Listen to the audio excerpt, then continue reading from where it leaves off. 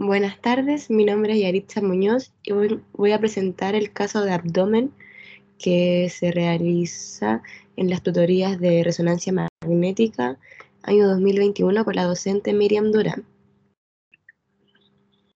Los antecedentes del caso clínico lo voy a presentar ahora. Es un paciente masculino de 56 años, se presenta al servicio de resonancia ambulatorio, refiere dolor abdominal y vómito persistente hace 3 meses, sin fiebre asociada, baja tolerancia a alimentos sólidos, refiere hace 20 años operado de pierna derecha por accidente automovilístico, sin conocimiento de elementos de osteosíntesis. Aquí podemos ver el peso, la talla y la tasa de filtración glomerular, que son de 31 ml y un minuto y un 1,73, disculpe.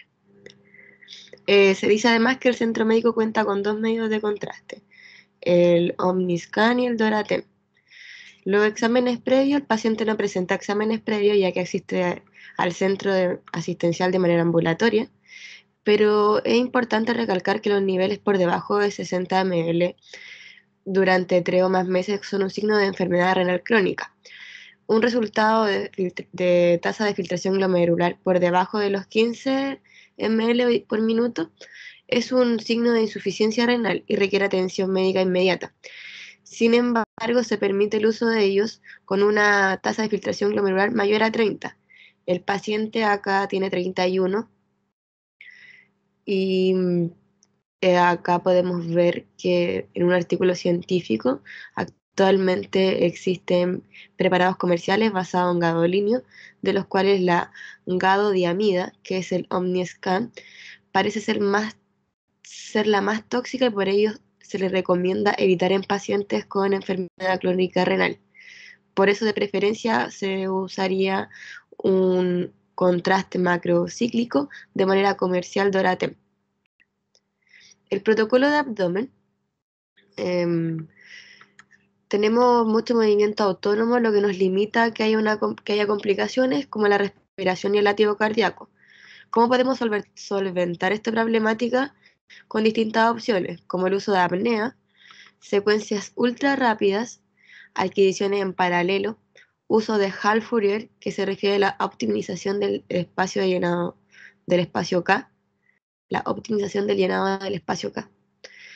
Banda de saturación para disminuir artefactos y un gating respiratorio. El protocolo de abdomen, el paciente se encuentra de cúbito supino idealmente, cabeza hacia afuera donde se pueda visualizar, preferiblemente brazos arriba para que no se genere artefacto de envolvimiento.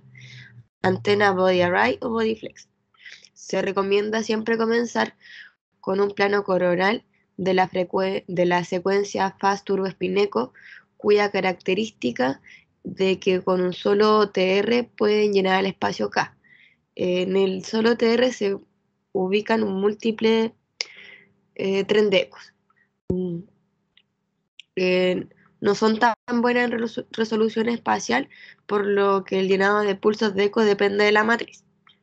La utilidad clínica de estas secuencias es una secuencia muy importante porque muchas estructuras están relacionadas con el agua. Todo proceso metabólico requiere mucha incorporación de agua en los riñones que mantienen la volemia de nuestro cuerpo. Para visualizar patologías referentes a acuosas. Acá podemos ver el plano axial con una secuencia Fast Turbo Spineco. En el caso del T2 se tiene una caída de la señal del hígado con respecto al riñón. El último tiene importante cantidad de agua, por ende tiende a procesar más lento. Solo se obtendrá como referencia, tendrá relajación más lenta y se verá hiperintenso con respecto al hígado, que se ve más hipointenso. La secuencia que está a la derecha de la pantalla, potenciada en T2, secuencia Fast Turbo Spineco con saturación grasa FATSAT. La técnica FATSAT realiza la emisión de pulsos radiofrecuencias, los cuales serán exclusivos para la saturación de la grasa. Por lo tanto, esta técnica ocupa pulsos de radiofrecuencia de los ángulos de inclinación que varían entre los 90 y los 110 grados. Estos pulsos serán únicos y exclusivos para la señal de la grasa. Así, volcar solamente los componentes que sean grasos y estos no se expresen en la imagen.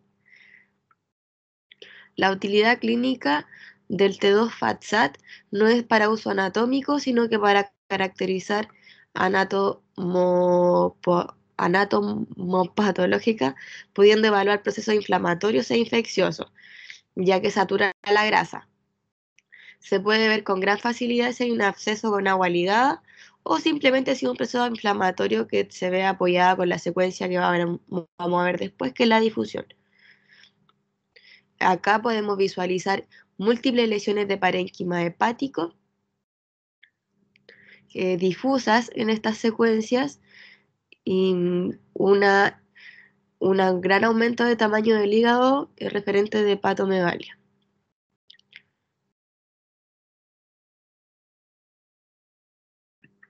En las siguientes imágenes podemos encontrar un plano axial, potenciación en T2, secuencia S-EPI, secuencia avanzada de difusión, factor distinto de cero, saturación SPIR.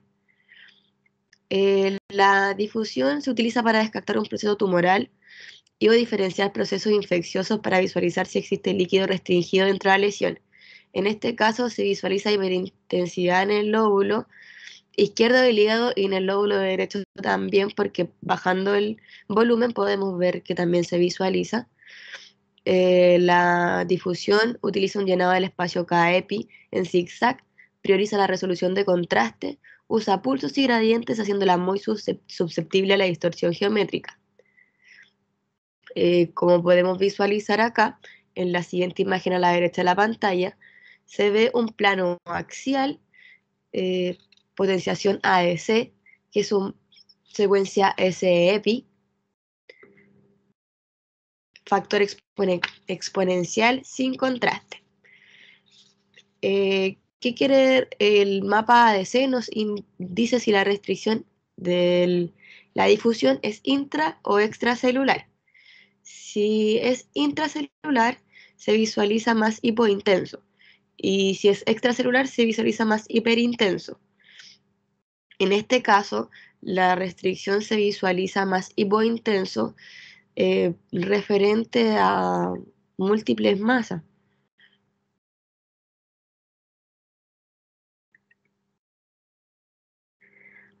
En las siguientes,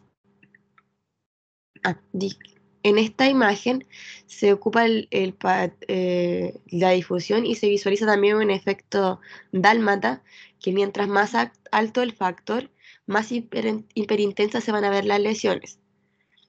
Esta secuencia sí o sí debe ir un protocolo de metástasis. En abdomen normalmente se utiliza un factor de 700. Utilidad clínica no acusa procesos tumorales, abscesos y quistes, como ya lo había mencionado. Ahora pasamos a las siguientes imágenes. Acá tenemos un plano coronal potenciado en T2, una secuencia FAST turbo espineco, como ya lo habíamos mencionado anteriormente, con saturación SPIR. La saturación SPIR se visualiza más oscura, más pesada, trata de anular la grasa y trata de homologar con el aire por el campo inhomogéneo.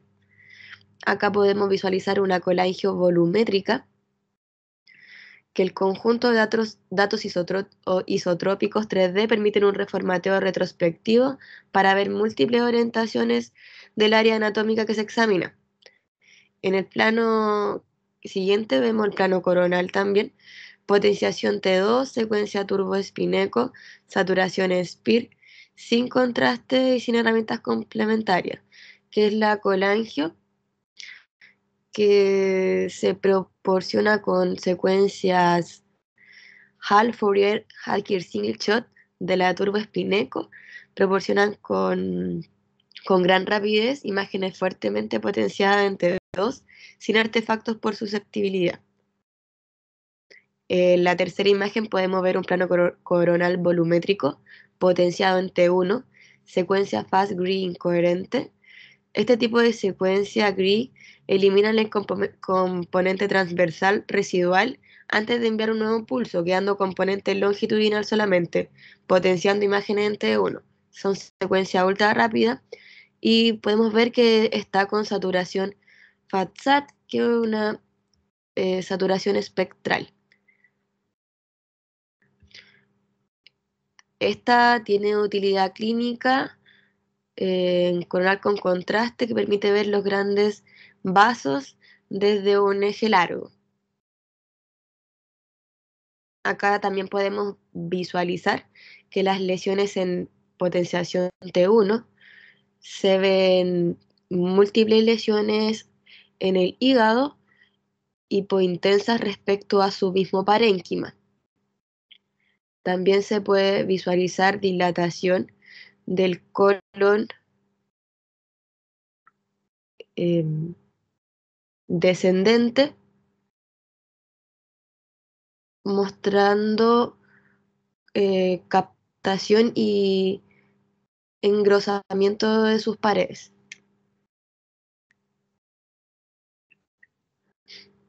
Acá encontramos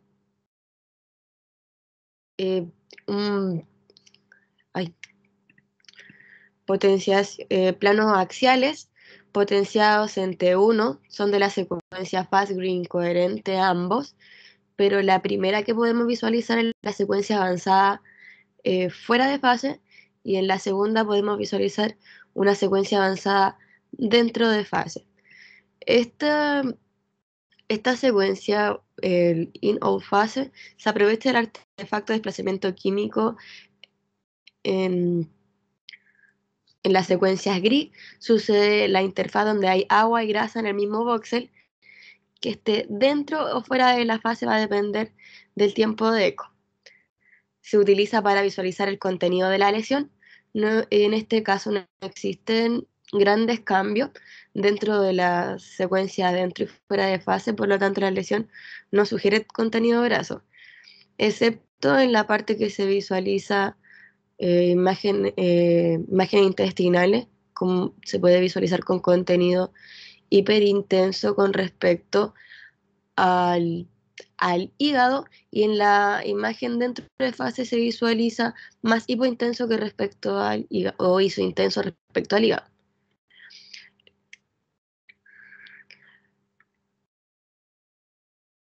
En los T1, por su gran cantidad enzimática y por su gran carga proteica y algunas otras patologías que se ven también en T1, exceso de lípidos, hemorragias y depósitos de elementos ferromagnéticos, se ven más hiperintensos respecto al riñón, como podemos visualizar en las imágenes del colon.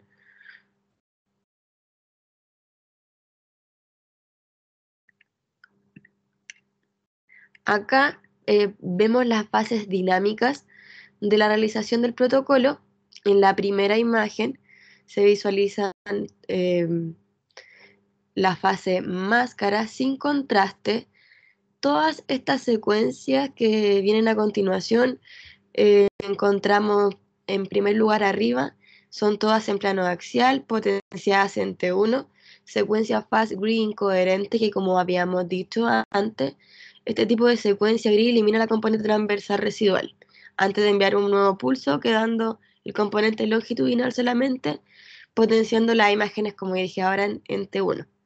Son secuencias ultra rápidas y están en fase dinámica.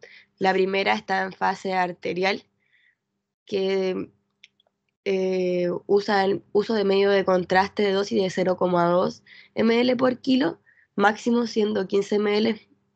Adquisición multifásica, que la fase dinámica de inyección puede ser manual o por medio de inyectora. Se comienza con una fase máscara, que es la primera imagen que tenemos arriba, para generar una interfase de señal. Luego viene la fase arterial, que es la primera imagen a la izquierda inferior, que dura de 18 a 20 segundos. Posteriormente se pasa a la fase portal, que rodea a los 50 segundos, siguiendo con la fase de equilibrio, que es a los 2 o 3 minutos, y finalmente con la fase de eliminación de los 3 a 5 minutos. Recalcar que los quistes no captan contraste y que acá podemos visualizar que las lesiones en el, en el hígado son de carácter hipointensas, no presentan captación a contraste.